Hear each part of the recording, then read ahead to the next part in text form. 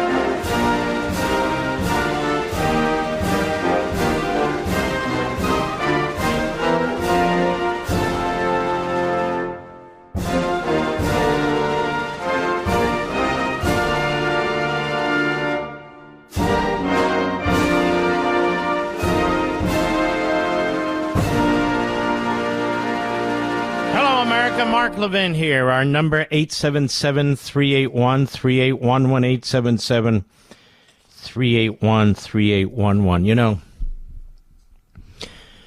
we call this Radio Free America for a reason. It's important. It's very important that we police ourselves when we have information, because I know many of you are incredibly busy. Some of you are in your cars or trucks. Some of you just got home, eating dinner, making dinner, whatever it is. And I don't like being the bearer of bad news. I really don't. I don't like controversy, believe it or not. I really don't. I don't look for fights. Now, if somebody hits me, I respond to it. I always have. Like Tucker Carlson. In May or June, he starts attacking. I ignore him attacking. But I don't like bullies either. And I don't like phonies and frauds either. And so I feel like I have some responsibility to communicate these things to you because I don't know who else will. I'll give you an example here. Something that's really weird. We have these Epstein emails. I've been trying to stay away from this. I really have. But I want to address certain aspects of it. First of all, there's not a scintilla of information that ties President Trump to any of this stuff. Nothing, despite all the static. But there are some very weird things that are happening as a result of them. For example, many of you like Megyn Kelly, right? Now, of course, she tried to cripple President Trump's first run for office in 2016. You'll remember the first set of questions that she asked. And she says day in and day out she's not a conservative. And she's one of these people who say, I don't agree with everything that Candace Owens says, but she's a friend. Of course, she's a nut. Vile anti-Semite. Well, I don't agree with everything Tucker says, but he's a friend. How many of you have friends that are anti-Semites and bigots? And so she does this because she's a grifter. She does it because she doesn't have a single bone of principle in her body. Wasn't that long ago, she was telling my buddy Dan Bongino, I really love Mark Levin, I really love him. Today she throws the F word around like she's a drunken sailor. She must be tough and smart. But she's a very disgruntled person. She's had a number of jobs where she has failed, and here she feels she's hit her niche. And I'm going to just tell you the type of stuff that she says that most of you are not familiar with because most of you do not watch her or listen to her. You know, they get 3 or 4 million followers. They don't understand there's over 300 million people out there, and we get about 15 million a week just on radio. And I'm not even counting all the rest of it that it's almost impossible to count. Streaming and our podcast, which runs this program to make it more convenient for you, or our multiple apps and all the rest of it. And so here it is. And I want to apologize to you in advance. It's very uncomfortable for me. It's not something I want to do. I just feel I have an obligation to reveal this stuff to you. I mean, if we're on the left, I'd certainly be revealing it to you. And she is not a conservative because she keeps saying she's not a conservative. She's an independent, you know. So there's a piece here from Mediocreite. Megyn Kelly spends 2 solid minutes on how maybe Jeffrey Epstein was actually not a pedophile. Now, I thought I heard everything. This guy, Epstein's a monster. He was a pedophile. That's the whole point. That's the reason for the prosecutions. You got victims galore. Something, well, what the hell does she mean by that? I know she wants to say the most provocative things possible to draw attention to herself. All these people are kind of media whores. That's what they are. And so the writer says YouTube and SiriusXM host Megyn Kelly took a detour to riff about how deceased sex criminal Jeffrey Epstein might not have been an actual pedophile. Epstein dominated the news after Democrats and Republicans each released tranches of emails. That news was followed by the completion of the long-awaited discharge position to force a vote on releasing more Epstein documents. On Wednesday's edition of SiriusXM's, and we love SiriusXM, we've been on there a long time, Patriot Channel, they gave Megyn Kelly her own channel. The Megyn Kelly Show, the host spent a significant portion of the show discussing the issue with pro-Trump host Batya Ungar-Sargon, who I happen to like, who called Epstein a serial pedophile seemingly every 5 seconds, because he was a serial pedophile.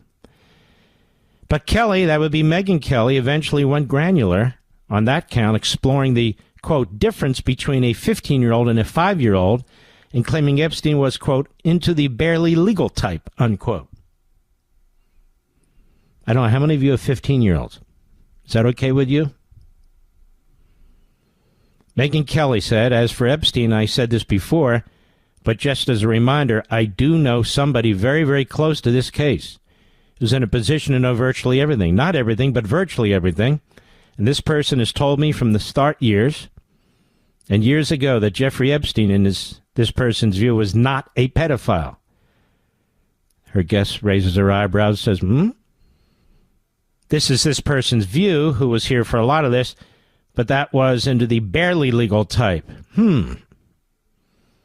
Kelly said, like, he liked 15-year-old girls, and I realized this is disgusting.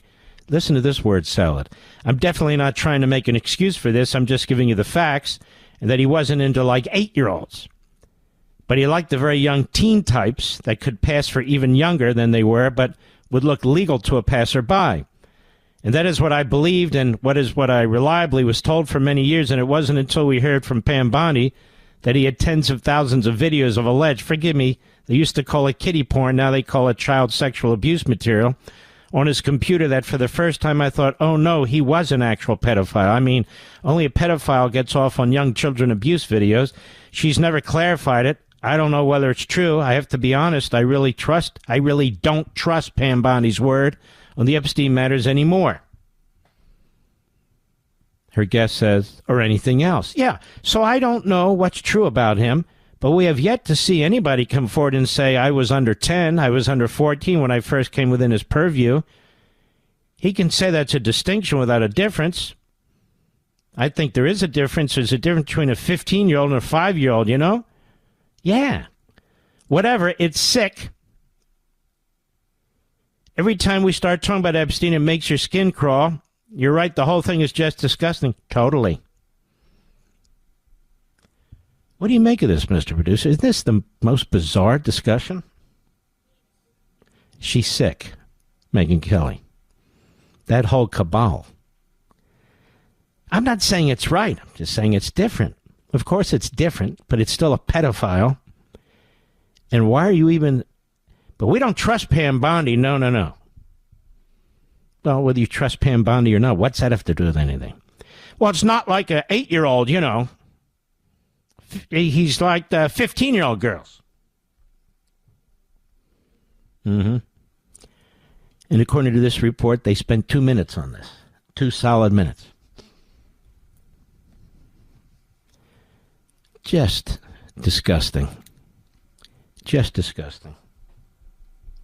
The same Megyn Kelly who says, if anything happens, to Tucker Carlson, it's Mark Levin's fault. Why?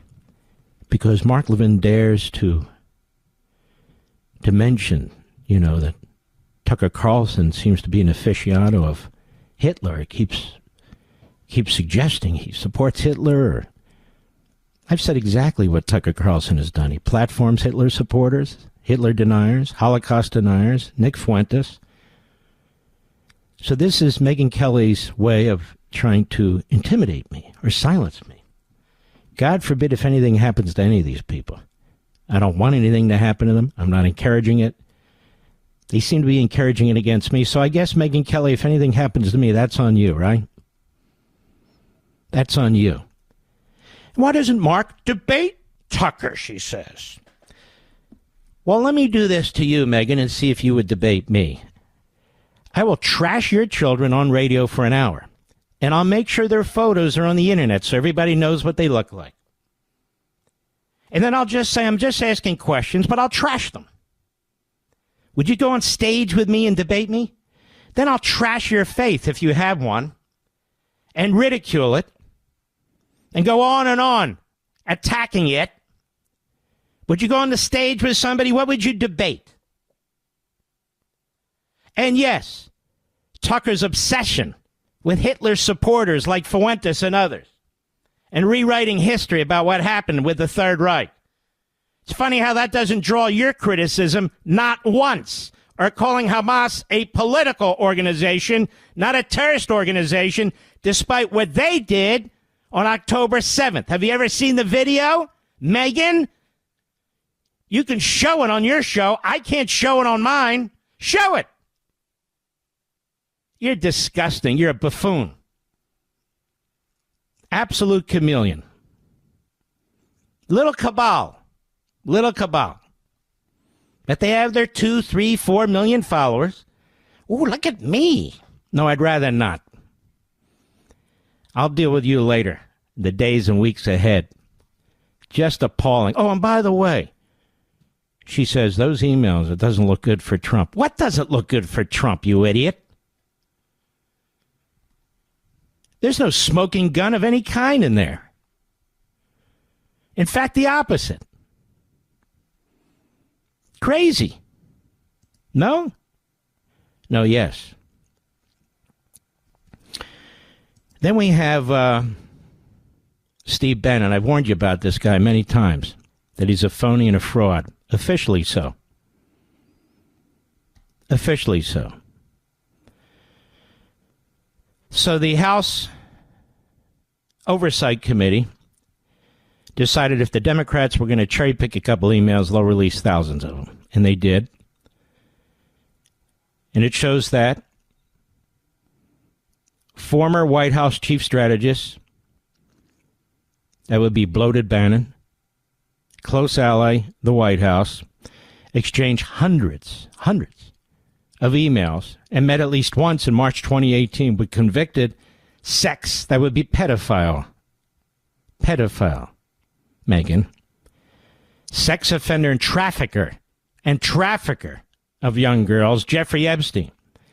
Emails between the two include discussions about getting rid of Federal Reserve Chair Jerome Powell and other problematic members of the Trump administration, alongside talks about influencing politics in Europe, and a strange list of names and words sent by Epstein to Bannon in 2019 of June, which included Prince Andrew. Now, this would be the same bloated Bannon who made videos And I'm not saying sex videos, no. Marketing videos or videos with Epstein trying to teach him how to deal with a hostile press. Now, ladies and gentlemen, would you be dealing with Epstein at all for any purpose, no matter the amount of money? This is the guy that pleaded guilty and then hence was convicted of having a phony charity to raise funds from many of you to build a wall that he never built in order to stay out of state prison in New York, because I guess federal prison with a fellow inmate named Bruce, Mr. Producer, was enough for him. He confessed to it. So that's Bannon. And this is Kelly. It's pretty gruesome, don't you think? This, of course, is why they attack normal conservatives. And they try and build their own niches and tell you that this is America first. What's America first? What's America first? What they're talking about? That's sick. Sick. And then we have this guy, Matt Gaetz. You're not going to believe what was just released by a federal judge on him. Again, I just think it's a responsibility, ladies and gentlemen, to clean up our own house so we can really muscle up and deal with the left and win these midterm elections. I really do. We'll be right back. Mark Levin.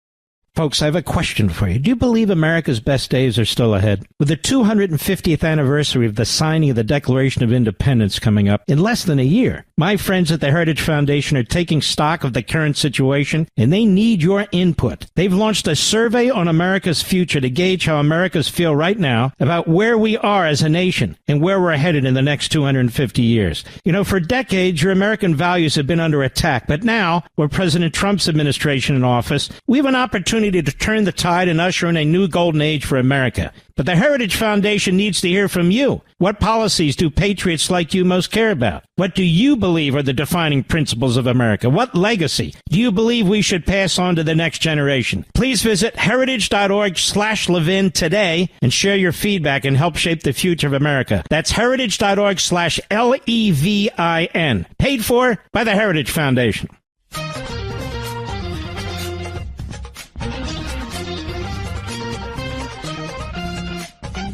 I really don't enjoy this. In fact, it grosses me out. All these people gross me out. Megyn Kelly, very warped mind. Bannon, truly a sleazeball, a thug. I call him as I see him. He's been here for decades, you know. And then this guy, Matt Gaetz, what I call No Pants Gaetz, the ethics report on him was disgusting. And now a federal judge released records, and it shows you more. The New York Times reported via Mediaite here, newly unsealed federal court documents revealed the devastating story of a homeless 17-year-old girl who allegedly had sex with former Representative Matt Gaetz for money so she could buy braces to straighten her teeth. The federal judge in Florida unsealed the civil case documents in October following a request from the McClatchy newspaper chain, according to the New York Times. The Times' reporter, Schmidt, contacted the girl's attorney, Wolf, and according to him, provided details for the first time of how the girl's circumstances led her to her encounters with Gaetz. Ms. Wolf said her client believed the public should have a fuller understanding of how she had been victimized. I'll be right back.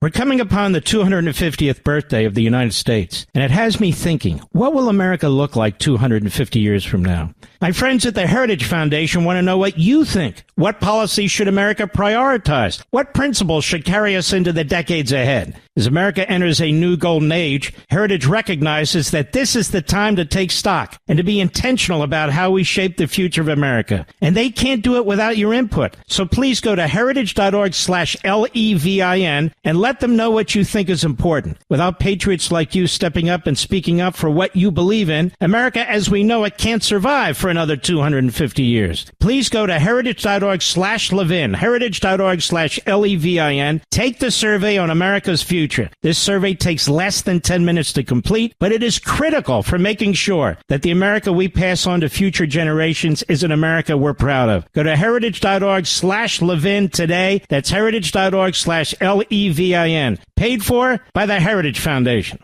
Mark Levin, America's real influencer. Dial in 877-381-3811. Like I say, I don't enjoy this. I don't like to have to use my show this way. I don't like having to feel like I have to take a shower after these things, but these are public figures. They want you to believe they're conservatives. They want you to believe they're MAGA. They want you to believe they're American first. It's just not the case. It's just not the case, and I feel like I have an obligation to reveal things that I come across. And that's what I'm going to do. So get ready. Here you go. She, the 17-year-old, was a high school junior in Florida. She was working at McDonald's, and I'm just reading the story to you. She was living in and out of a homeless shelter. The New York Times story began, hoping to save up to buy braces to fix her teeth. She falsely advertised herself in 2017 as 18-year-olds on a website that matches men looking for companionship with young women looking to make money. Now, according to this material that was released by the federal court and the House Ethics Committee, the girl signed up with a sugar dating website that arranged mutually beneficial relationships, usually with younger women and older men. And that's when she met Gates associate Joel Greenberg, who allegedly paid her $400 for sexual encounters.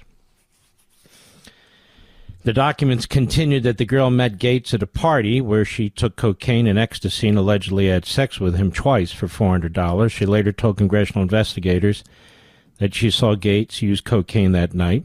I'm just reading the story. During a Justice Department investigation into Greenberg's alleged illegal political activities, the DOJ learned about the girl and the connection to Gates. Gates was accused of child sex trafficking and statutory rape, and the girl became the chief witness against him. Ultimately, though, the Department of Justice declined to bring charges, but the case affected his political career nonetheless. Gates dropped out of contention 2024 to be the Attorney General. He's denied all wrongdoing. Greenberg, who cooperated in the case against Gates, pleaded guilty to underage sex trafficking, wire fraud, stalking, identity theft, producing a fake ID, and conspiring to defraud the U.S. government. He was handed an 11-year sentence. So this whole thing is disgusting. Sex, cocaine. It's not America first. It's just not.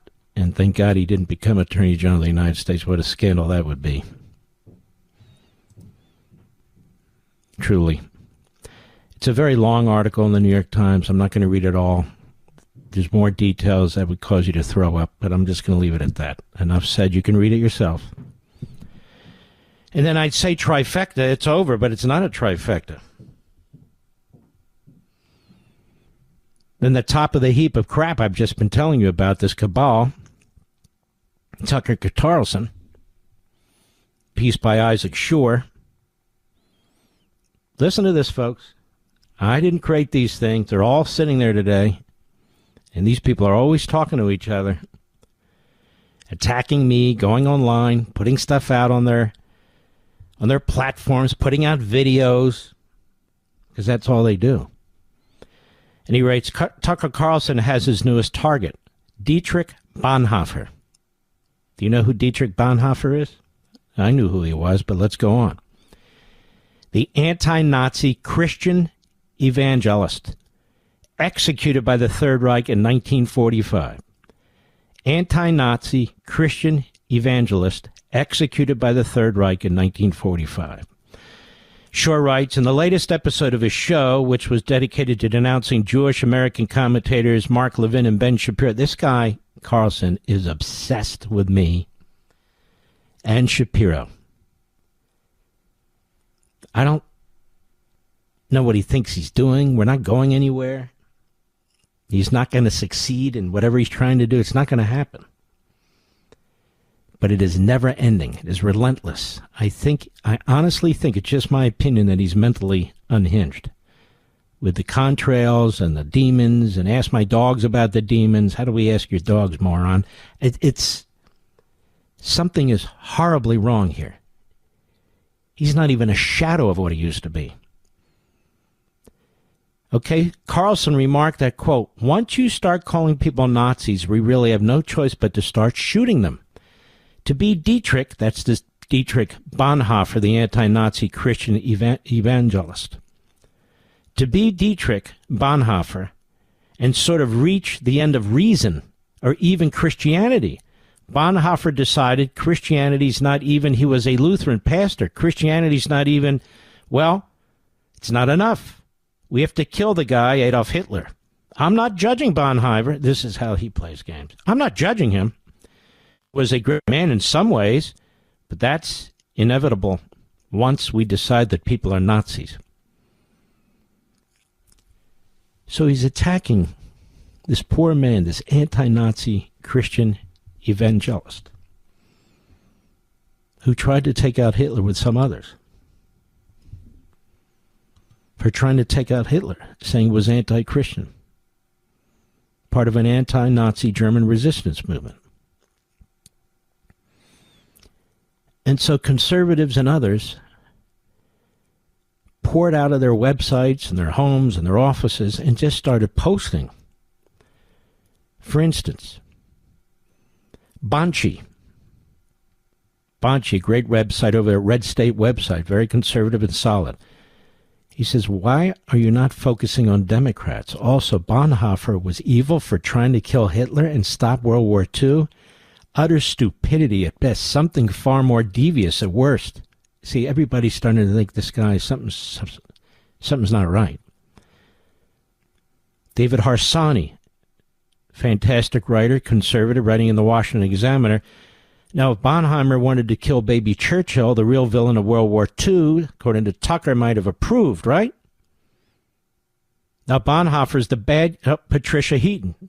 Everyone knows who she is. She's this wonderful actress, pro-life, conservative. She was shocked. She writes, ha, ha, ha, now Bonhoeffer is the bad guy. Ha, ha, ha, now do Jesus, Tucker. Chimed in actress Patricia Heaton. Eric Metaxas. Tucker's statements about Bonhoeffer are wrong. It's seriously shocking he would say these things. Bonhoeffer did not advocate murder, which would have been sinful, but he did understand that within a just war, people are killed. Will Tucker now condemn David for killing Goliath? Now, Eric Metaxas, very well-known author of a book on Bonhoeffer, the German pastor. Joe Mulbry, who's a great conservative. Exclusive, there's an old morality question. If you could have, would you have killed baby Hitler? Quote, unquote. Mulbry writes, no one ever asks about adult Hitler, let alone in 1943. Tucker condemned attempts to kill Hitler in the middle of World War II and the Holocaust because it would be unchristian.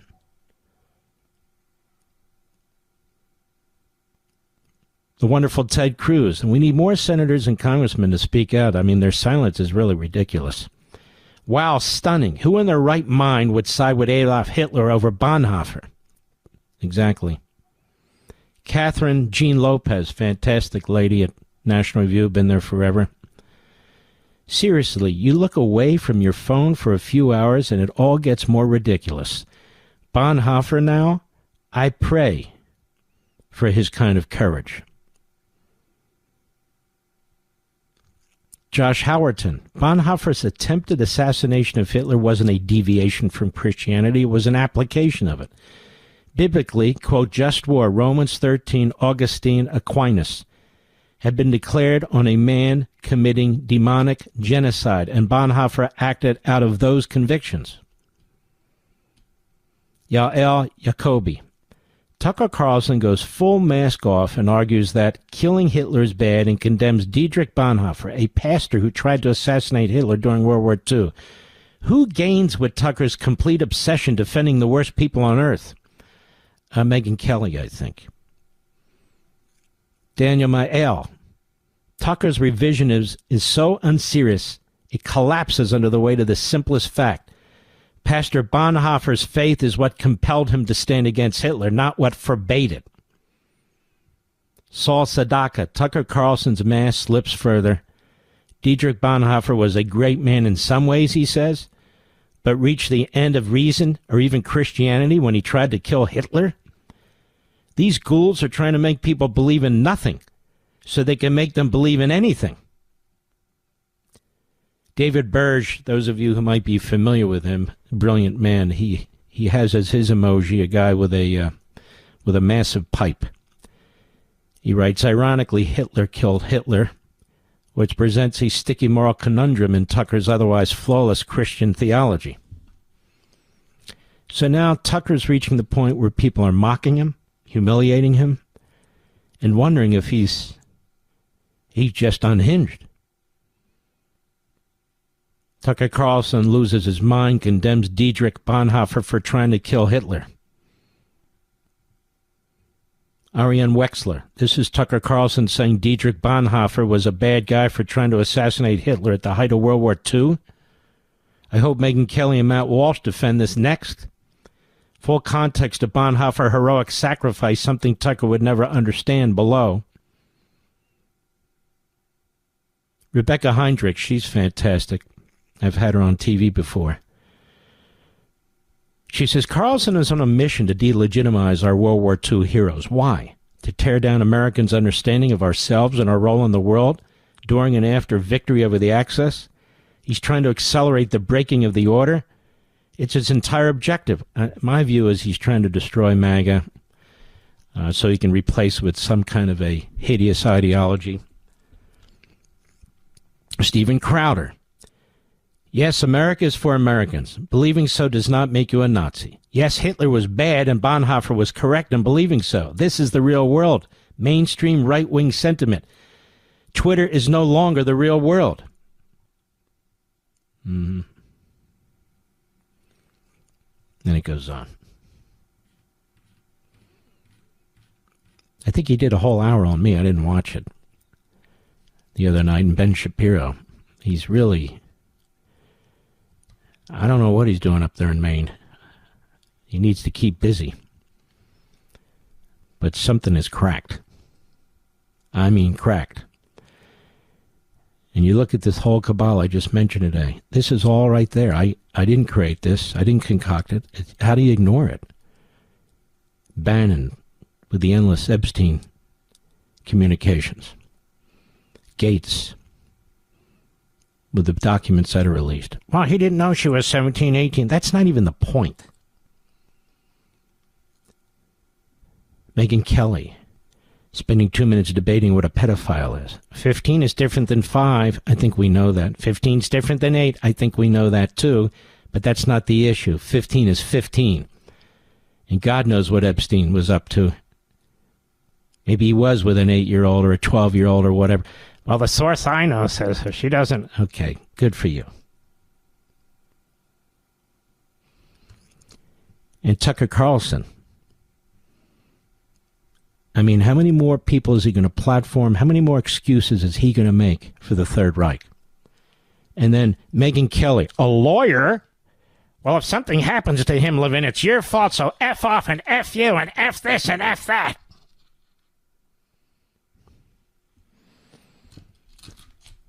Really nuts. They're all nuts. I guess I'm most disappointed in Megyn Kelly. I at least thought that she was dim-witted enough to stay out of this, but apparently not so. I'll be right back. Mark Levin.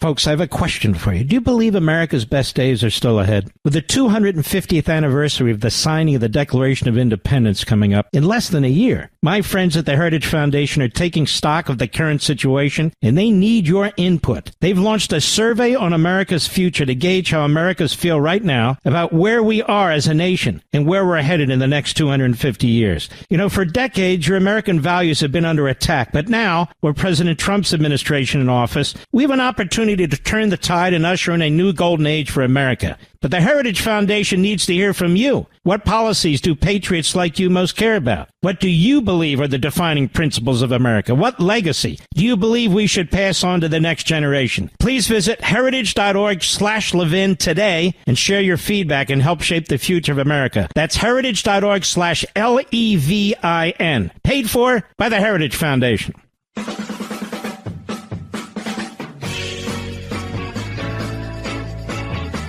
All right, now I can wash my hands because I've dealt with that. I tell you, it's very unpleasant. It really is. I don't enjoy it. I absolutely don't. And there's always, well, if he said that, we're going to say that, because they all talk to each other. Those four plus Alex Jones, and you can see what a toxic mix that is. But I just want us all to be clear on, we don't stand for this Holocaust denial, Third Reich denial, for trashing people that were trying to assassinate Hitler and tell us that that's not the Christian way, or that tens of millions of Christians aren't really Christians because they support the Holy Land. That's not us. We don't spend time texting or training a pedophile on videos on how to respond to allegations and so forth. That's not us. That's not what we do. We don't pay for sex with young girls and use cocaine. That's the allegation anyway. That's the allegation. And that's not America first. And then we don't spend each day as a grifter with a video accusing people of trying to kill other people, accusing people of all kinds of things from somebody who's utterly contemptible and a chameleon and always has been her entire career, where she hasn't been able to hold a job. Now she's found her niche. And boy, oh boy, she's not a conservative, she says, and I believe her. Just appalling how she platforms these people, promotes these people, plays both sides, all three sides of a two-sided argument. In many ways, she's the worst, because so many of us had relied on her to be truthful and objective, but those days are over, obviously. They're over, obviously. And, man, oh man, the things these people are saying. So we've had to up our security. We've had advice from at least one local police chief that I need to do that, so we're doing it. It's changed our life. These people have changed my life and the life of my family. Carlson has viciously attacked my stepson, which seems to be okay with Megyn Kelly. She has children. I don't think she'd appreciate it. Would you, Megyn? I don't think so. I don't think you and your husband would appreciate that, would they? No, I don't think so. It's funny how you never talk about that. Ever. And so I wash my hands now. We're going to move on to some other things in the next hour. But look, somebody's got to deal with this. We're America first. We are constitutional conservatives. We're scared to death of the Marxist Islamists who are trying to take over our country. But we're also furious with those who are stabbing us in the back, our president in the back, this movement in the back, and pushing heinous 1930s anti-Semitism and 1950s racist segregationism. And then they smile and they laugh as they collect their paychecks. We're just asking questions. We're just calling balls and strikes. No, you're not. No, you're not. You're bleeding hemorrhoids on the body politic. And what really troubles me is how few of our elected politicians in Washington have said a damn thing. You got Ted Cruz. There's a hero right there. Very few others. You've got more and more people in my line of work, communication, who've had enough. And one of the reasons I read the long list of some of the people who went online to fight this idea that Dietrich Bonhoeffer, who was a great hero trying to kill Hitler in 1944, a Christian evangelist, that he is the good guy. Hitler is the bad guy. Churchill was the good guy. Hitler was the bad guy. America is a great country. The American people are great people. You, my fellow patriots. That's who I stand with and stand for. I'll be right back. This segment of the podcast is exclusively sponsored by Pure Talk. Pure Talk offers great coverage and can save your family money on your wireless bill every single month. Go to puretalk.com to find the plan that's right for you. Thank you again for listening, and thank you so much for this sponsorship, Pure Talk. He's here. He's here. Now, broadcasting from the underground command post, deep in the bowels of a hidden bunker, somewhere under the brick and steel of a nondescript building, we've once again made contact with our leader, Mark Levin. Hello, America. Mark Levin here. I washed my hands during the break twice with soap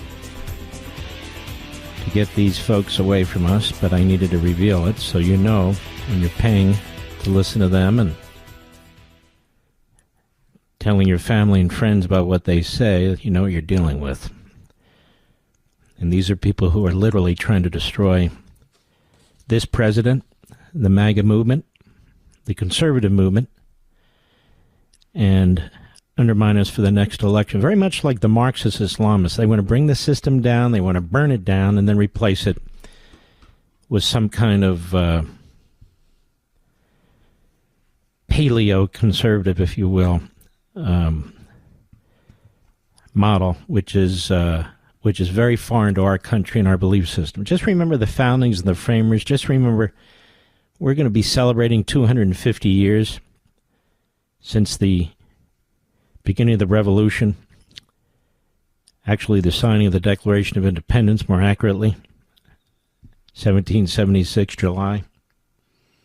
I don't even say July 4th, because they actually voted on it and approved it on July 2nd. Are you aware of that, Mr. Producer? Because you listen to the show, okay. But they did sign, or most of them did sign, because it took time to make copies of it back then, obviously. And I revere these things. I revere our history. I revere the founders and the framers. These people do not. They don't even know a damn thing about them. I revere our documents early on. And so when people attack them, whether it's the fascistic right or the Marxist left, you and I, constitutional conservatives, we have to defend them. We have to defend them. We're not into a cult of personality. Well, this guy used to be like that. It doesn't matter. We believe in our country. We're patriots. And so we can't believe in a cult of personality where people are literally destroying our entire belief system and then telling us Putin's a good guy and Qatar's pretty cool and the head of Iran telling us that Bonhoeffer is something wrong with him, and Churchill. In other words, trashing the greatest generation, trashing our men and women in the military, or veterans, telling us Mondami's pretty cool and that Hamas is not a terrorist group, it's a political organization, and if you're Christian and you believe in the Holy Land, what did he say? He detests you more than anybody. That's evil. That's sick. And then he has his surrogates who pile on and make excuses for him and, you know, F you, F you. Megyn Kelly, very ladylike. F you. Maybe I'll give her a cigar and, I don't know. Something not right there either, quite frankly. But I don't want to wash my hands again. I already washed my hands. President of the United States said something today, and I was proud of him. You know, I'm proud of him, period. I spoke to him the other day for quite a long period of time in the morning about a number of things. I can't share it. You know, these discussions are confidential. And nothing crazy, just it is what it is. And he put his foot down. You know, the Democrats were blackmailing the country, you and me, Mr. and Mrs. America, for $1.5 trillion to fund illegal alien health care, to fully fund, like before, public broadcasting and NPR, a whole bunch of left-wing groups to fund and all the rest of it. And the president, no, you don't get to undo what we just did in May. And it takes time for these tax cuts to resonate throughout the economy. Under Reagan, it took about 14 months with these massive tax cuts, and then it was off to the races. And so you got to figure after the first quarter, maybe in the second quarter of next year, you're going to see this stuff really kick in. It just takes time. The economy is very big. And so the president last night, when he signed this bill, he made something very clear to the extortionists, the Marxists, the Islamists, a.k.a. the Democrats. Cut one, go. We've seen how good government can be and how bad government can be if people don't know what they're doing. For the past 43 days, Democrats in Congress shut down the government of the United States in an attempt to extort American taxpayers for hundreds of billions of dollars for illegal aliens and people that came into our country illegally, from gangs, from prisons, from mental institutions. They wanted to pay them $1.5 trillion, which would have really hurt our healthcare businesses and our recipients at levels never seen before. Today, we're sending a clear message that we will never give in to extortion, because that's what it was. They tried to extort. The Democrats tried to extort our country. In just a moment, I'll sign a bill exactly like we asked Democrats to send us all along, many days ago. This cost the country $1.5 trillion, this little excursion that they took us on. Republicans never wanted a shutdown and voted 15 times for a clean continuation of funding. There's never been a time when one or the other party ever didn't sign a continuation. It's just a continuation, not a big deal. It's a continuation, and we'll talk later. Yet the extremists in the other party insisted on creating the longest government shutdown in American history, and they did it purely for political reasons. 100% right. 100% right. Cut three, go. I want to also thank the 8 Senate Democrats who finally did the right thing in voting to end this craziness, this madness. But unfortunately, the vast majority of congressional Democrats were happy for millions of Americans to suffer. They really did suffer, too. And the Democrats admitted, they said, well, no, we finally have a point. Even though people have to suffer, we finally have a point, and that didn't work out too well for them. But they really went out and they could appease the fringe benefits of their far-left base, but that didn't work out because now their far-left base is angrier than ever before. We actually elected a mayor of New York City who happens to be a communist. When was that going to happen? Remember, I said all the time during my campaign, we will never be a socialist country, and that's right. We turned out to have a communist in New York City, and if you look at his views, those are the views of a communist, not a socialist. So this is no way to run a country. I hope we can all agree that the government should never be shut down again, end the filibuster, terminate the filibuster. It'll never happen again. Yeah, unbelievable. President has a great idea. It's the basis of ideas that have floated around a long time. I want you to hear what he said, and then I want to build on it. Cut 4, go. But it all includes fixing the healthcare system that Democrats broke with the disaster known as Obamacare. Obamacare was a disaster from day one. It's done nothing but go up. And if you remember President Barack Hussein Obama, when he came up with this crazy idea, he said everything's going to be great. Rates are going to go down. Payments are going to go down. Everything's going to go down. It went the exact opposite, with the biggest increase of healthcare in any country. It's a disaster. And I'm calling today for insurance companies not to be paid, but for the money, this massive amount of money, to be paid directly to the people of our country so that they can buy their own health care, which will be far better and far less expensive than the disaster known as Obamacare. And I've had, I think, great support. I've even had Democrat support. So we want the money that would be going to the insurance company, which is hundreds of billions of dollars. You know, their stock prices have gone up by 1,000% in many cases, 1,000% over a short period of time, because our country stupidly pays them so much money with this Obamacare scandal. So I want the money to go directly to you, the people. And you'll go out and you'll buy your own health insurance and you'll negotiate. Right. Here's the thing, folks. I don't trash our pharmaceutical companies, our insurance companies, and so forth and so on. We have the best healthcare system in the world, thanks to hundreds of thousands of Americans who work for these companies, and they work hard. They try to do the right thing under the rules that are set by Congress or the states. But that doesn't mean we can't make decisions, good decisions, that are wiser than we have made. And I'm a big believer in these health saving accounts, or whatever you want to call them, where people have more money in their own pocket, but that requires the people then to use that money to choose a health care program, a premium, and to pay for it. And so if they get the money and they don't pay for it, and all we're going to do is put them on Medicaid, that's a problem. So people are floating ideas. I want to see the fine print. I believe with the core idea here very much. And I'll tell you what, you're going to see a fascinating opening statement, monologue on Saturday night's Life, Liberty, and Levin. It's going to be fascinating. I'm just telling you.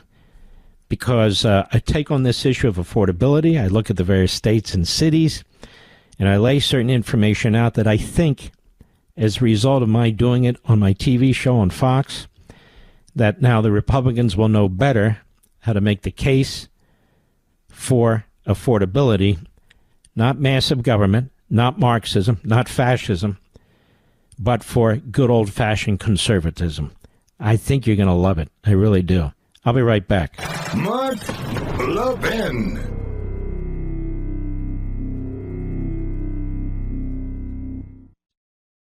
There's a reason I'm proud to say Pure Talk is my wireless company, because they don't just talk the talk, they walk the walk, especially when it comes to supporting our veterans. This month, Pure Talk is choosing to support Canines for Warriors, an incredible organization that rescues and trains dogs, then pairs them with veterans struggling with PTSD. These are men and women who serve with honor, but when they come home, their brotherhood and support network they had in the military too often disappears. Canines for Warriors steps up to fill the gap, giving these heroes purpose, companionship, and healing. That's exactly why Pure Talk, a veteran-led company, supports them. Choose a wireless company that shares your values, and with talk, text, and plenty of 5G data for just $25 a month, you could also be saving a ton of money. Go to puretalk.com/Levin to make the switch today. Again, go to puretalk.com/LEVIN and switch to America's wireless company, my wireless company, Pure Talk. Speaking of Tucker Carlson, it reminds me of Qatar. And we have from the Economic Times, I want you to listen to this. Foreign royal family, the Qatari royal family now owns more of London than King Charles and the British royal family, and the numbers are alarming. The Qatari royal family, London properties. When most people think of London, they imagine Buckingham Palace, Kensington Palace, St. James Palace, eternal icons of British royalty. Yet while these great palaces remain, the British royal family's personal foothold in the capital of Britain is dwarfed by another royal house, the Qataris. The other expanding royal family is the House of Al Thani, Qatari, the ruling royal dynasty of Qatar. Over time, they've amassed quietly a gigantic real estate empire in London, one that today extends far beyond that of the British monarchy. Far beyond that. Throughout the capital, King Charles technically owns several historic royal residences, yet these houses, like the Tower of London and Hampton Court Palace, are owned through the Crown Estate. That is, they're owned by the sovereign in trust for the country, not as private property. The Qatari royal family, on the other hand, have no such obligation with their growing portfolio in the capital, with a family wealth of approximately, billions and billions of dollars. With the house's patriarch, Sheikh Tamim bin Ahmed Yabba Dabba Doo, said to be worth billions. Most of it's from natural gas. They have like 12-15% of the world's natural gas. You know, they woke up one day, oh, look at that. This is a pretend country. It's a fake country. It was created by the Ottomans and then the British. And they go on all the property that they own. It's like they own our colleges and universities, no? They own London. Just a matter of time where they own a lot of the country. And, of course, they're the biggest backer of terrorism on the face of the earth. Go figure. I'll be right back.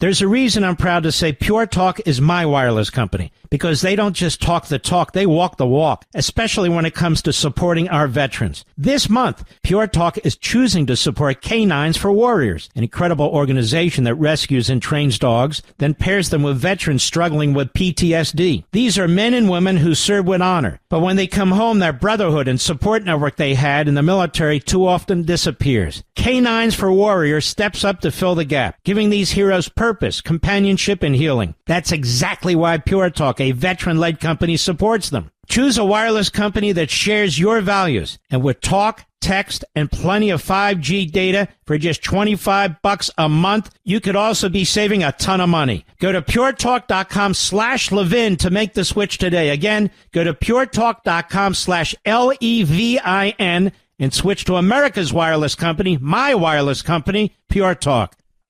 Right versus left is right versus wrong. Call Mark at 877-381-3811. Yes, I'd be right here. Here's where I'd be at. You don't end sentences in prepositions, but people do it all the time.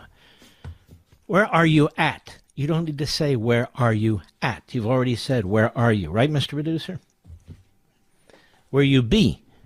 It's another one that kind of drives me a little crazy, to be perfectly honest with you folks. Oh, yeah. All right, so now I told you about Qatar. They own London. They own our colleges and universities. And they buy up, special interest law firms and so forth and so on. But this group CARE I've been warning you about too, CAIR, our friends at the Washington Free Beacon, one of the great sites, Chuck Ross. Mandami's rise was not random, said anti-Semitic activist Linda Sarsour, boasted of mobilizing a CARE-tied pact to support the socialist, that would be Marxist, mayoral campaign. The Council on American Islamic Relations teased a major expansion of its lobbying and political operations, ready for this, in the wake of October 7th. While its masters, Hamas, slaughtered Israelis. And that would include Americans, too, 20 of whom were murdered. Okay? To give Muslims, quote, a voice in the halls of Congress and on the campaign trails. Nearly 2 years later, the pro-Hamas group's allies and officials say their efforts helped elect New York City Mayor to be Zohran Mamdani, with plans to, quote, make even more history in next year's midterm elections. I told you about the lieutenant governor elect in Virginia, one step away from governor. She's an Islamist just like Mamdani. At CARE events this summer, anti-Semitic activist Laura Sansour bragged that she got CARE's political arm, CARE Action, and CARE-endorsed Super PAC Unity and Justice Fund to back Mamdani's campaign. It's part of an aggressive four-way into campaign politics for CARE, a purportedly apolitical charity known for launching legal fights against so-called anti-Muslim discrimination. Now, while CARE itself can't endorse political candidates or spend on elections, its political arm, CARE Action, can. Then there's the Unity and Justice Fund. The Super PAC is not legally associated with CARE, but its treasurer, Bassem El-Khala, doubles as the head of CARE Action. They're all incestuous, as you would expect. The two groups also share office space in Washington, D.C. Together, the entities create what Sansour called a new level of sophistication in CARE's political efforts. It was long in the making. Niwad Awad, you know, this guy is an a-hole rather, and I have mentioned Niwad Awad a-hole many times on this program. He's the CARE executive director, who said he was happy to see Hamas's October 7 terror attack. I wouldn't be surprised if he's the next interview on Carlson's program. Maybe on Megyn Kelly's. I got to make a name for her. I will. I'll figure it out. First touted, quote, a major breakthrough in the way we do business and the way we speak to our politicians nationwide, said Awad the a-hole, shortly after the attack during a December 10, 2023 interview. CARE Action registered in D.C. 12 days later. According to local business filings, on January 2024, Awad the a-hole was sharing the good news, quote-unquote, the good news.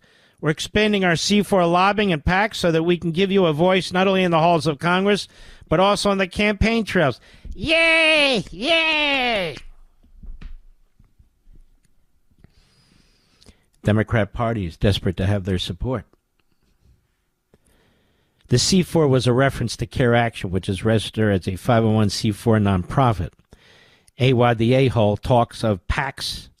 That was less clear. CARE Action does have its own PAC. That suggests CARE Action and its leader, Elaga, are instead leaning on Unity and Justice Fund, an entity that is not obviously affiliated with CARE. You know, they set up all these groups, front groups, secondary groups. Those operations have been successful as of late, according to Adaga. During the August event, he and Sarsour attributed the election of Senator Angela Also Brooks and Representative Derek Tran. Hello, Derek Tran. Hello, to the mobilization efforts of CARE Action in the Muslim community. Adaga pledged to replicate that success on a larger scale next year. You'll see in the midterm elections, Adaga said, we'll make even more history. Man, oh man, we're going to be up against it.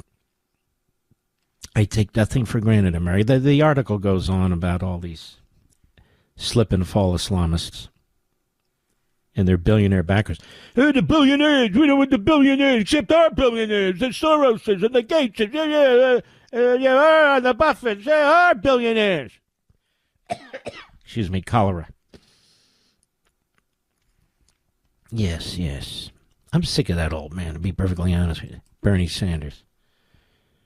Sick of that Stalinist. I really am.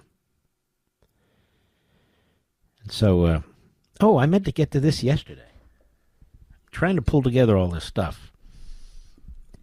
The FBI arrested Newsom's, that would be Gavin Newsom's, California governor, ex-chief of staff. Do you see this, America? On 23-count indictment, and I'm waiting for Newsom to say something, you know. Goes to Brazil. Where's Donald Trump? He's in Washington running the country, you moron. Why aren't you in Sacramento running your state? Well, he is. He's running it into the ground. But you get the point. He's another weirdo. Not just physically with the long pencil neck. What is with the pencil necks in California? Schiff, Newsom. What is that, Mr. Producer? Then he combs his hair back. It looks like he's putting applesauce in his hair. I don't know what that is. Oh, it's so 1953. Nonetheless, 23-count indictment against his ex-chief of staff, and you don't hear crap about it. Bank and wire fraud, conspiracy to defraud the United States, obstruction of justice, and more. Wow. Wow. Western Journal, wonderful site. Brian Shea, a woman who was once one of California Governor Gavin Newsom's most trusted lieutenants, has found herself in the crosshairs of the FBI, and she's not looking very great. Yesterday, the U.S. Attorney's Office in the Eastern District of California dropped a bombshell news release stating Dana Williamson, Newsom's chief of staff from 2022 to 2024, had been indicted on a litany of charges.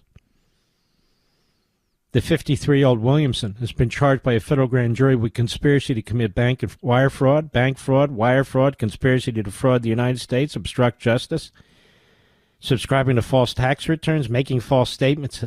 That's just the start. In total, the indictment included 23 counts. Williamson was arrested by the FBI on Wednesday, according to the Sacramento Bee. First broke the news of the indictment. She pleaded innocent to all counts, was released on $500,000 bond. Where's Newscomb? We haven't heard from him, and he never shuts his big mouth. This is a critical step on an ongoing political corruption investigation that began more than 3 years ago, U.S. Attorney Eric Grant said in the news release. As it always has, the U.S. Attorney's Office will continue to work tirelessly with our law enforcement partners to protect the people of California from political corruption. Now, the charges are the result of 3 years' investigation. What they say is there was disguising personal luxuries as business expenses, especially to claim improper tax deductions or to willfully file fraudulent tax returns, in a serious criminal offense with severe consequences. U.S. Attorney's Office alleged Williamson between 2022 and 2024 when she was working for Governor Newsom. Don't worry. I'm the greatest governor. I will watch every penny. But your chief of staff right under your nose. Well, how was I supposed to know? Conspired with others to move funds from a dormant political campaign to an associate. Williamson apparently was helping funnel these funds for the associate's personal use. And it was a notable amount. Williamson is accused of helping make approximately $225,000 available to this associate. And the release by the government says collectively they funneled the money through various business entities and disguised it as pay for what was in reality a no-show job. No-show job. I mean, Biden was in a no-show job for 4 years. Williamson is also embroiled in a number of other shocking allegations, according to the release.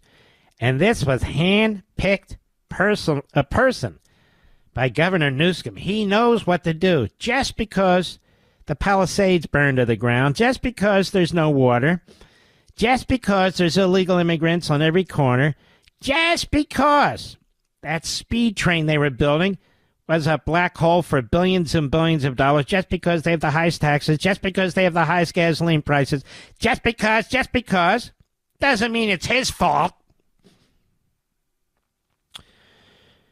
She and a business associate created false, backdated contracts after being handed a subpoena in 2024 regarding Paycheck Protection Program loans made to Williamson's business.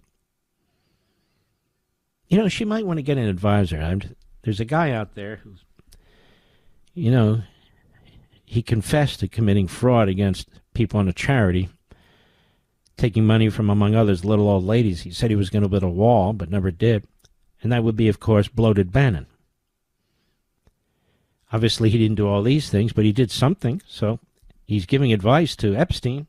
Got all those texts telling Epstein how to deal with the public and the press. All those videos that Bloated Bannon won't release. Maybe he can help this woman. Whereas yet, when FBI agents first confronted her about these myriad of allegations, she made false statements. I wonder why. Newsom, for his part, seemed ready to wash his hands of all this, since Williamson was no longer on his team. While we're still learning details of the allegations, the governor expects all public servants to uphold the highest standards. How about you, Newsom? You hired her. Apparently she was doing this while she was your chief of staff, if I'm reading the years correctly. No, you don't understand. No, I don't understand. I'll be right back. Mark Levin.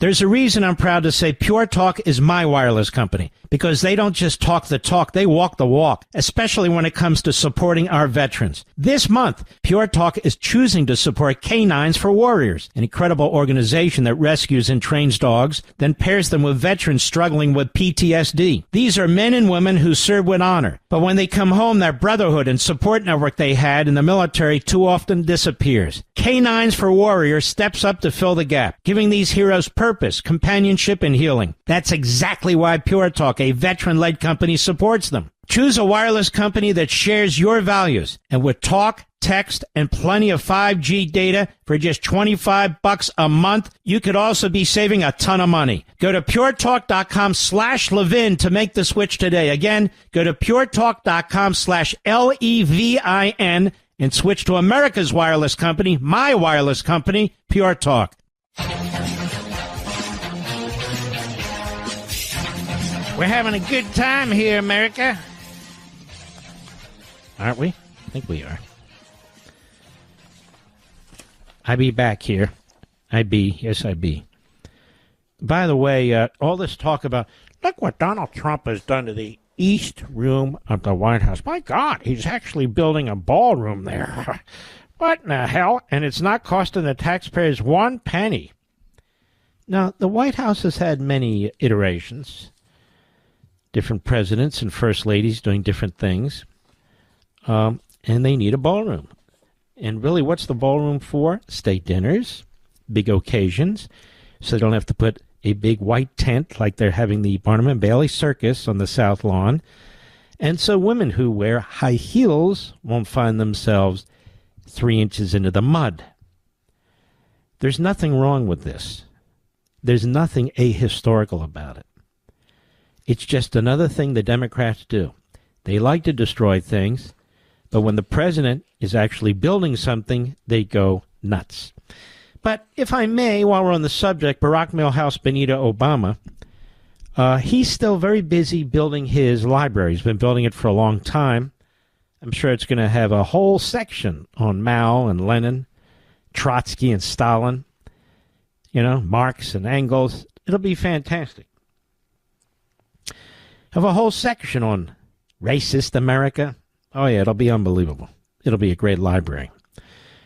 But here we have from the New York Post, Barack Milhouse Benito Obama accused of destroying national landmark to build brutalist monument to himself. Chicago. What kind of U.S. president demolishes a cherished piece of American history in order to build a shrine to himself? That's what many Chicagoans are asking. Notice how little coverage this gets except from the New York Post. And they aren't talking about President Trump's East Wing demolition to make way for a White House ballroom. Locals are still trying to make sense of the $850 million Obama Presidential Center dubbed the Obamalisk, which broke ground in Chicago's historic Jackson Park in 2021 and will be finished next spring. And people were saying, why are you building that in Jackson Park? It's a park. He's destroyed the whole area, destroyed it. This is a big controversy in Chicago. Well, among the people, the politicians don't care. Obama, of all people, should not be building a palace for himself, a fortress in the middle of a public park.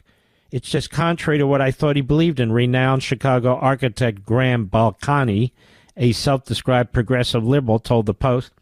Well, you're a moron, aren't you, sir? If you are, sir, maybe you're a woman. Maybe you're both. Maybe you're neither. I don't know. I don't care.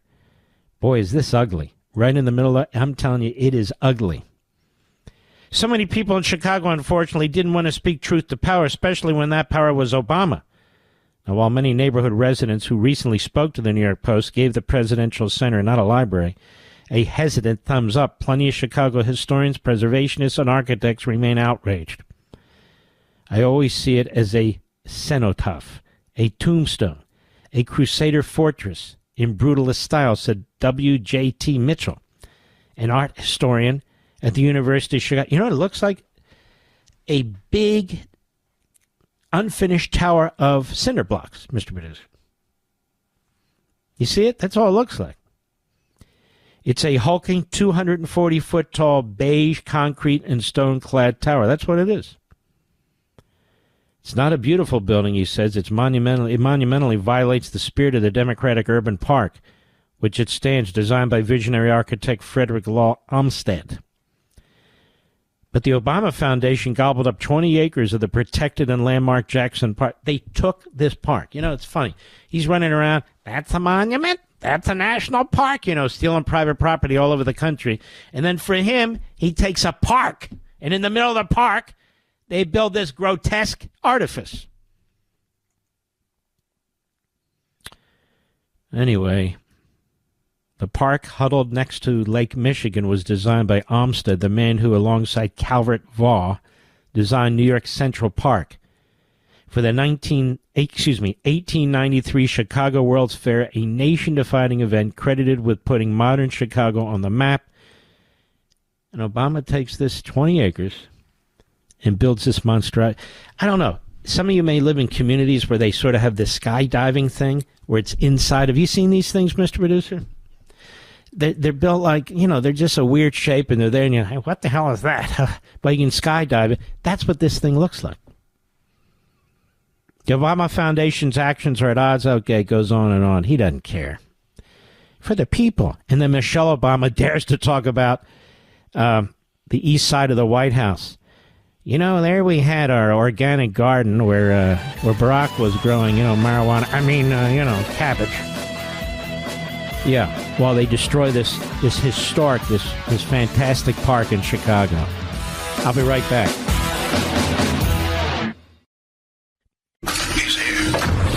He's here. Now, broadcasting from the underground command post, deep in the bowels of a hidden bunker, somewhere under the brick and steel of a nondescript building, we've once again made contact with our leader, Mark Levin. Hello, America. Mark Levin here. Our number, 877-381-3811, 877-381-3811. Nancy Pelosi, as she sort of waddles out of office, heading back to San Francisco. Oh, yes. She had something to say. She always does. Cut 10, go. But without the outside, I want to thank all of the groups that are here saying that climate can't wait. I see some other Reform Jews for Climate Justice. This is a religious issue. What? Reform Jews for Climate Justice, Mr. Producer? I gave up on Reform Judaism a long time ago. It's basically liberal Judaism. I don't know about Reform Judaism. And I didn't learn very much. And I'm part of the Chabad Rabbi worldwide congregants. These rabbis are fantastic. I'm not putting down Reform rabbis. I'm just saying they're more politics than they are religion. I know that from my own experience. And so that's the whole point. Reform Jews for Climate Justice. This is a religious issue? This is a religious issue? I mean, what kind of morons are these, and what kind of moron is she? Go ahead. People, not polluters. Protect people, not polluters. I mean, people not polluters. As she flies from one end of the coast to the other her entire damn life. Back and forth and back and forth. Multimillionaires abusing the system, using the system, exploiting the system. I'm sure they were very, very conscious about the environment. And the homes that they purchase, and the trips that they took, and the cars that they have. Oh, I'm sure. She's not done. Cut 11, go. That reminds me of how the president has projected his own characteristics onto this. He's a big projector. He'll say people are this or people are that, when it's really himself he's talking about. And he has said all I can say is thank God you're leaving. You're a buffoon. You're very evil. What you've done to this country, what you tried to do to him, there's something wrong with you. You're sort of Tucker Carlson in a dress, although you wear pants too, actually. Tucker Carlson in a pantsuit. Although, I better not say that. Go ahead. When we were at Climate Week, many of us were at Climate Week. We were at Climate Week? How did I miss that, Rich? Climate Week. I think we're all climate every second of the day. We're at Climate Second. We all flew to Climate Week. We and our Hollywood friends. That's right. There was Big Al Gore wolfing down the sugar cookies, and we're met by John Kerry, got another facelift, but I can't blame him. Nancy Pelosi, have had more facelifts. This is one of my great honors of any speaker in the history of the speakership. Oh, yeah. Go ahead. In New York, he pronounced that during Climate Week that this was a con job. This is a scam. No. Why is she lisping now? Is her false teeth getting loose? What's after all those years of chisel work on her face, her jaw coming loose? What's going on with her? Yes. What's going on with her? It's starting to sound like Megyn Kelly. Go ahead. President, you are projecting again. You are the con job. You are the scam. You do not believe in science. Oh, you really told him there, Nan. You really gave it to him, Nan. It's unbelievable. Whatever. All right, cut 12, go. And we also, some of us on the immigration issue had traveled to the Northern Triangle a few years ago. And well, the Northern Triangle, geez, imagine all the pollution and all the rest of the methane you were spreading, may I say, like fertilizer. Yes, we went to the Northern Triangle. Where the hell's the Northern Triangle, Mr. Producer? I don't know. I've heard of the Bermuda Triangle. Where's the Northern Triangle? As we're traveling the globe, checking out all the climate change that's going on. That's right. That's right.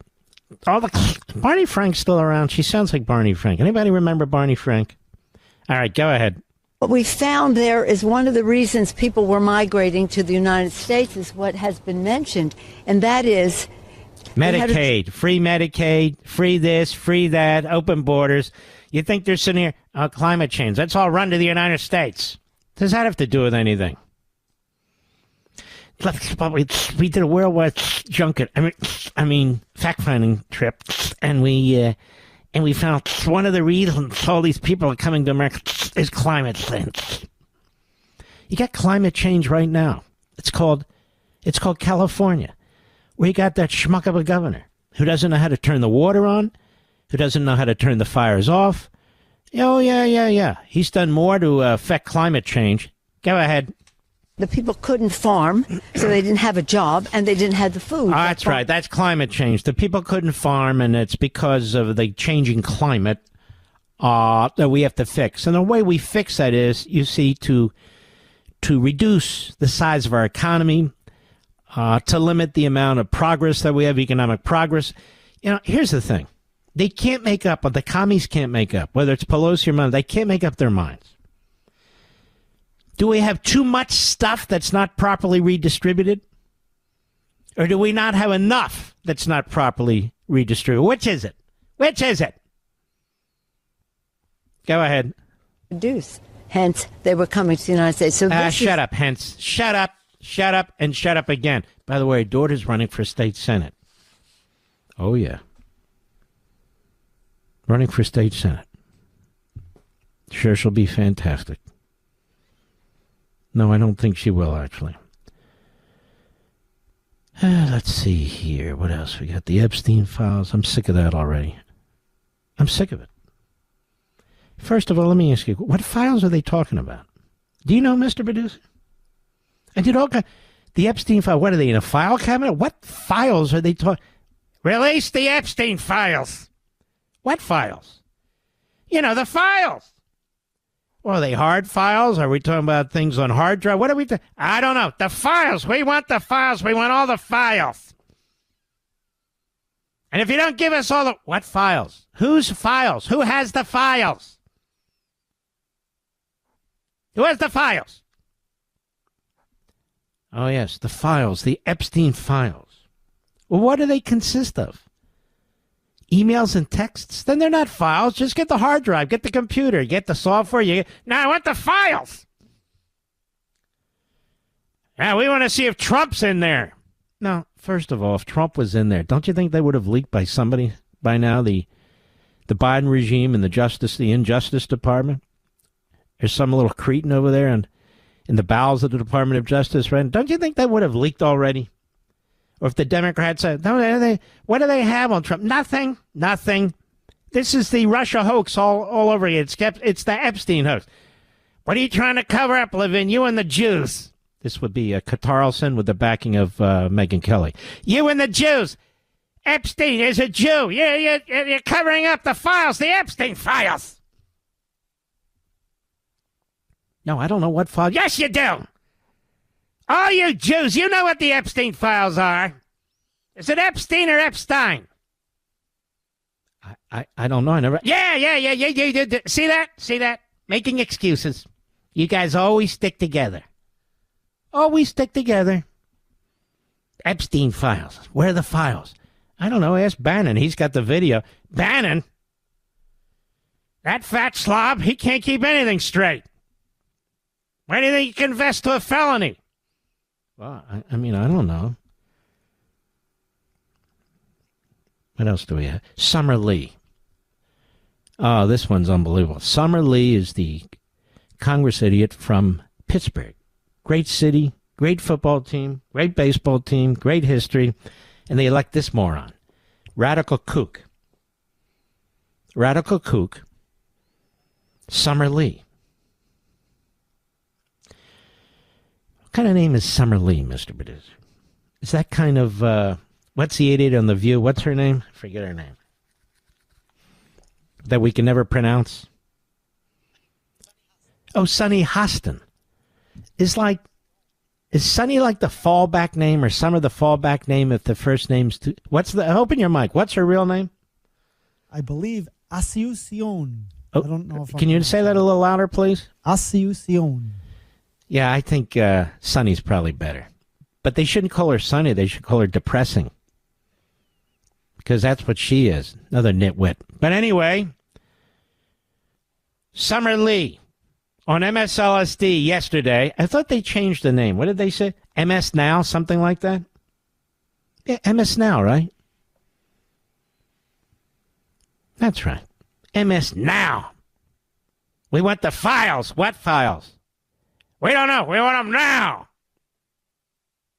All right, go ahead. Cut 15, go. Back in July, right, back in our subcommittee, we filed a motion to subpoena the full, complete, unredacted, but for the victim, those files. That passed. It was then signed by Who has Comer, the files? What files? You subpoenaed whom? Who? What files? Where are the files? The file. We need the files. We need the files, damn it. Reminds me also of the Trump taxes. We want his tax returns. What do you think you're going to find? He's a crook. We need those tax returns. I want to see if he paid his taxes. I don't believe it.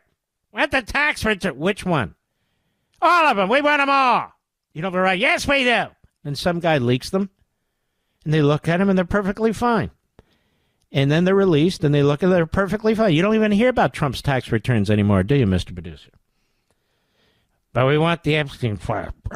The files. We got the Russia collusion dossier. We got the tax returns. Of course, the dossier was a fake.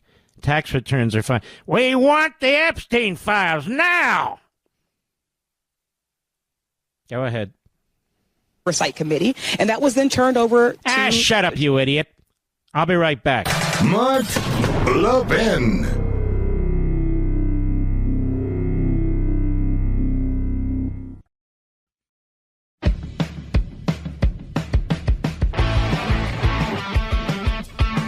This is from Town Hall, Alan Joseph Bauer.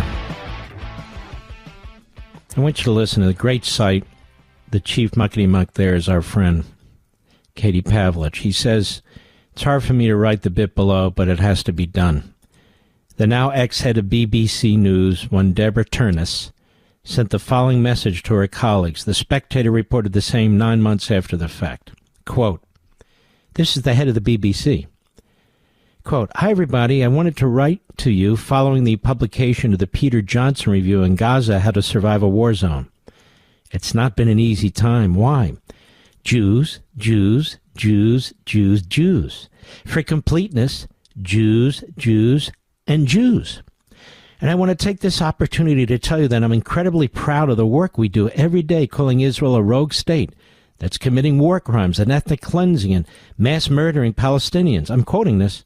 We believe this is public interest journalism. I also want to recognize the outstanding work of Hamas for the professionalism and patience they show every day. That sounds fake, doesn't it, Rich?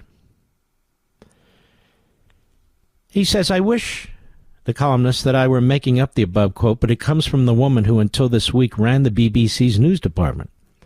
Her departure, along with that of her boss, was ostensibly related to the doctoring of the January 6th video of Donald Trump that made it look like he encouraged his supporters to illegally enter the Capitol.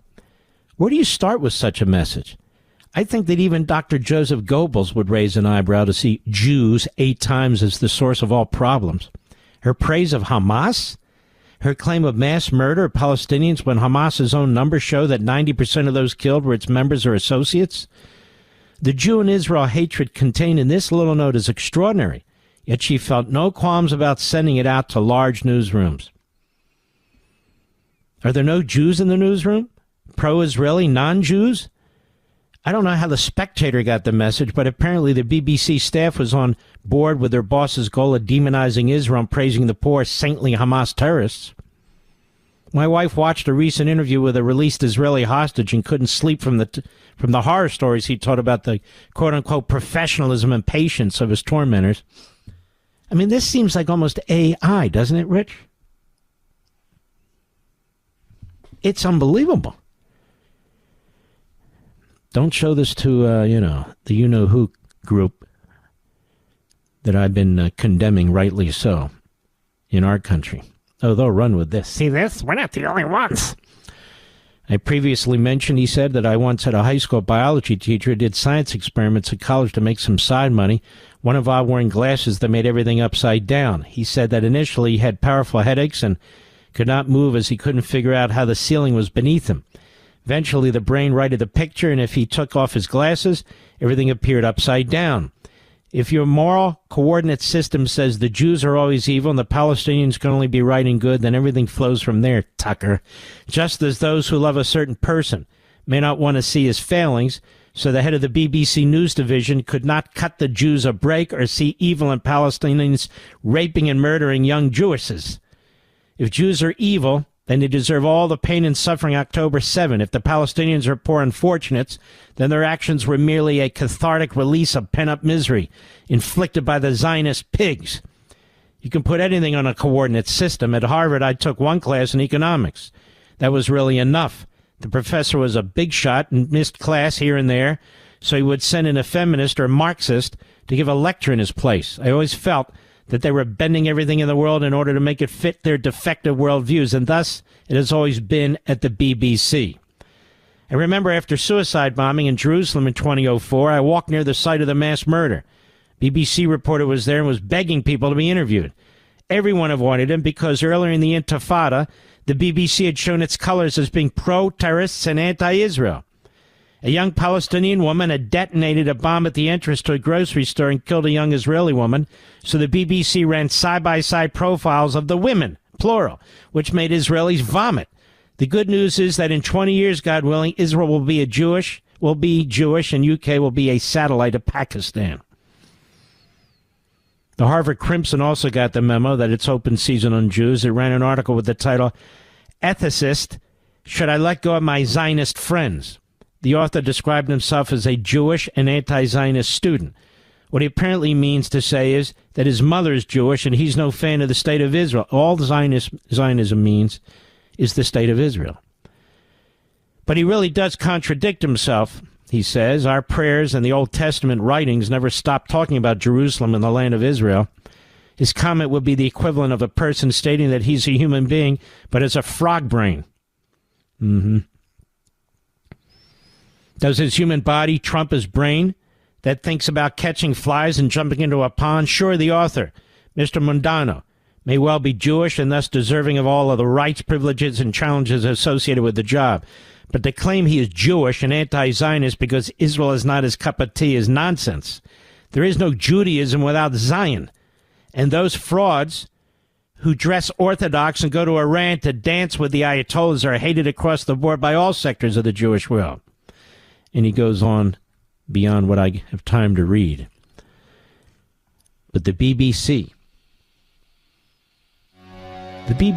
I think there's a few people that we've been talking about tonight who would fit in there beautifully as the boss over there at the BBC, because they mention Israel more times than they mention the word the, which is why I have to constantly respond to them. I'll be right back. America's most powerful conservative voice. The Mark Levin Show. Dial in now. 877-381-3811. We'll go to Lisa, Brunswick, Maine, on the Mark Levin app. Lisa, how are you? Hi, Mark. I'm great. How are you? Very well, thank you. I just want to say four things real quick because I know you have lots of other people, but the Carlson thing is hysterical, A. B, I don't think Nancy Pelosi can pronounce her L's and R's. I can't quite get the. I got to listen to it again, but I can't quite get it. It's either the L or the R. And then C, Megyn Kelly needs to slow her roll. I like Megyn, but she is on the border. You're right. And she's about, if she hasn't already with a lot of people, she's destroying herself. And she's intellectually dishonest. She knows she's playing with bigots and racists and anti-Semites. She's playing with fire. She's lashing out at me, which is not going to fix anything because, I've been doing this a long time, and my supporters are my supporters, and they always underestimate both the number and the fervency with Levinites, follow this program and other programs. So she can keep doing what she's doing, but in the end, she will destroy herself. Yeah, I agree. I do agree with that. But call Governor Newsom Governor Kanicki. Okay, that's his new name. Now explain that to me. I'm a little slow. So you can picture Kanicki in Greece with the hair in the front, the twist, and the toothpick in the teeth, and the leather jacket over the shoulder. Okay, that's Gavin. That's Gavin. He's such a fraud, isn't he? Nikki, that's what I call him. By the way, let me ask you, is Susan Collins going to win in Maine now? I don't know. God only, I mean, I'm not a big fan of hers, but these Democrats are nuts. I'm not either, but I always say to people who are purists in Maine, the Republican purists, I say, oh, you want Angus King? You want Governor Mills?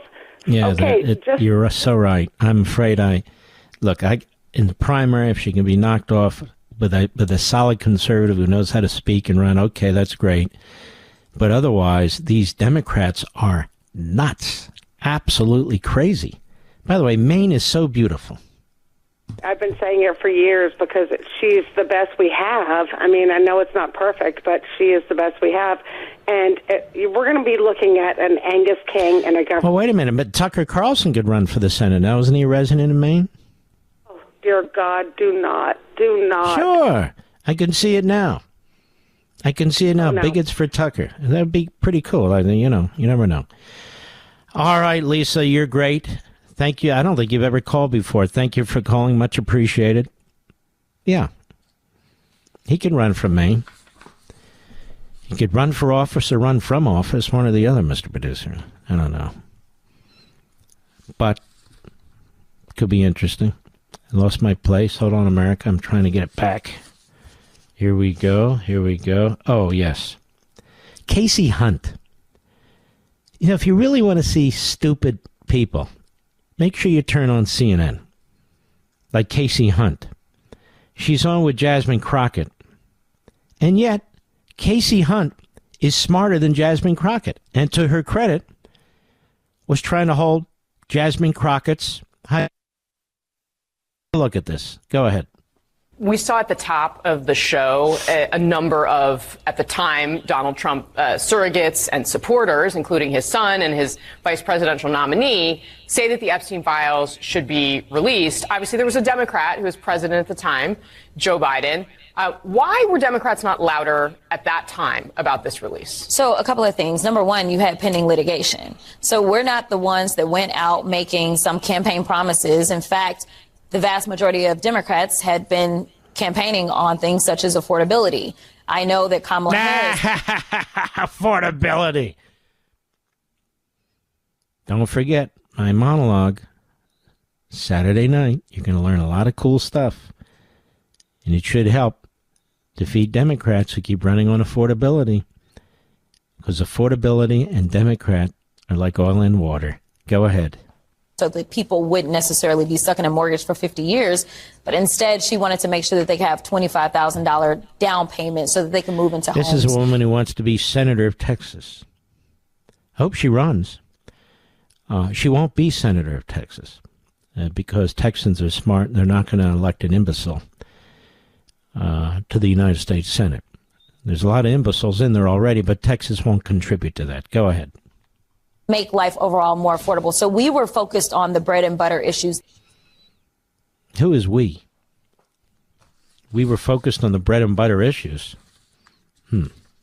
Since when are Democrats focused on bread and butter issues? Didn't they vote over and over again to make sure that certain people wouldn't be paid over the last 43 days? Bread and butter issues, we Democrats, you know. But there's no pushback from Katie Hunt. Is that her name? Casey Hunt? The nitwittery that goes on that network is beyond discussion. And somebody dusted off and dragged out Katie Couric. Apparently she has a podcast, too. Apparently anybody can get a podcast. Anybody. Racists, bigots, BSers, all kinds of people. Katie Couric. And she's talking to John Fetterman, who had an accident, hurt himself. I don't know the extent of it. But as I posted, he's doing well? Okay, good. Because I like John Fetterman, and he's had health issues, and we wish him all the best. We really do. He's a unique politician. I never thought he would be, but he is. And so he is, and so he draws our attention in a very positive way. All right, cut 13, go. Do you think that flags should have been flown at half-staff? Do you think his body should have been flown on Air Force Two? Do you think he should have posthumously be given... She's asking about Charlie Kirk. Why shouldn't all those things be done for Charlie Kirk? And why are you so focused on it? Why do you care anyway, Katie? What happened to her? Go ahead. Of freedom. I think some people felt that was perhaps over the top in terms of mourning someone like Charlie Kirk. And why would it be over the top mourning somebody like Charlie Kirk? He was assassinated in cold blood. He was one of the great promoters of free speech. He created something enormously important. Now, you may not agree with it, but that doesn't mean that he shouldn't be honored. You know, we have the flag that flies at half-mast all the time for all kinds of morons. But it seems to me, this case in particular, it was called for. Go ahead. How did you feel about that? I'd say that was his choice and his prerogative, and that was really entirely up to him. Did you have any issues now in hindsight over some of the things that Charlie Kirk said and some of the rhetoric he used during his life? Can you imagine, Mr. Reduce, when my day comes, what they're going to say about me? Oh, my God. Oh, baby. If Charlie Kirk is controversial, and he's not, and he wasn't. He's a great patriot. He's a righteous man. Oh, my Lord, what are they going to say about yours truly? Ooh, baby. Even these fascists, can you imagine what they're going to say? Oh, yeah. Can you imagine Carlson? The demons are going to be out. He can talk to his dogs. The contrails. Oh, Levin. Can you imagine? Can you imagine what bloated Bannon was? How about Megyn? Ooh. I told him. But I don't care about them. You're the people. My audience. You folks. That's what I care about. Not them. Go ahead. Agree with much of it. I didn't closely follow his specific kinds of views, but I did. I'm sure you learned about them after his death, though. No, I haven't done a deep dive on it. Well, why not? I mean, I'm Katie Couric. I did a deep dive until I bumped my head, but that's a whole nother story. Now, you're supposed to come on here and talk very poorly of the assassinated Charlie Kirk. You're supposed to call him all kinds of names. You're supposed to distance yourself from him. You're supposed to trash the honors he received. I'm Katie Couric. I used to be a journalist on NBC, or was it CBS? Or was it PBS? Or was it just an S? Go ahead. described. I mean, we've all seen that terrible video. Perhaps if you've seen the actual video, I have. And it's like appalling. And that's part of the political violence. And from what I'm saying, it's like that's unacceptable. And engaging in a debate and views I strongly disagree on, that's part of the American democracy. And for me, it's that would never justify what's happened. And I just chose not to take the opportunity to argue his views after children lost his father in the most violent public way. I mean, so that's, I would say the equivalent on the left might be, say, Mr. Piker. I strongly disagree with his views, but I'm appalled if something like that happened to him. Oh my God. I mean, that's, like we have to disagree in better ways. Of course, the difference is Piker put a Nazi and SS insignia on his body, and Charlie Kirk swore his allegiance and faith to God. Now, there is a difference. There is a difference. Go ahead. You're going to solve it by shooting people. And that's why the kinds of rhetoric, we have to turn the temperature down. Extreme rhetoric makes it easier for extreme reactions or to justify them. So Megyn, if that is your name, Megyn, there's 12 ways to spell Megyn, including Devil. Excuse me. Megyn, your constant F word at me and being very mean to me could create violence toward me. So put your nails back into your hands, put your sharp teeth back in your mouth, and get a hold of yourself.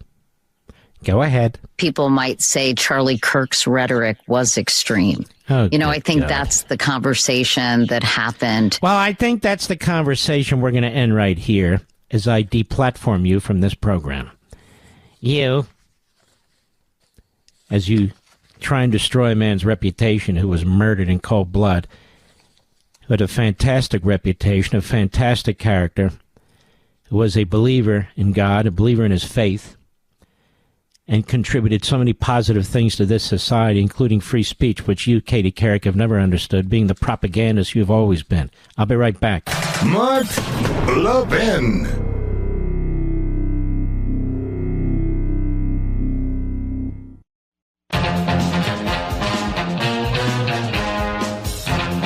All right, let's give it a shot here. Let's go to Rick, West Palm Beach, Florida, XM Satellite. Go ahead, Rick. Outstanding as usual, Mark. You got a huge fan base out here in President Trump's home county, and you've hit on something fundamental, Mark. The word is infiltration. We are getting infiltrated, and you're talking about these media folks who are mega personalities, plus we've got the Red-Green Alliance. I hope you'll get somebody on the weekend TV shows to talk about this communist China, radical Marxist, and jihadist cabal that is trying to infiltrate us from within. When you get your buddy Chip Roy on, talk to him about what's going on with the Texas legislature, because this Red-Green Alliance is trying to... I want to tell you something. We had Chip Roy on 48 hours ago. We had the governor of Texas on yesterday to talk about this. And we had Zuhdi Jasser on last weekend to talk about this Marxist-Islamist combination. But I'm not going to give up on it. I'm going to keep promoting it, talking about it. That is the point. Because it is a dire threat to us, and these other people really are making a lot of noise and static who have these platforms and never talk about it. Instead, it's the Jews and the Christians. They're the problem. We salute our armed forces, police officers, firefighters, emergency personnel, our truckers, the men and women in Ukraine, the men and women in Israel, and you, the American people. God bless each of you. See you tomorrow.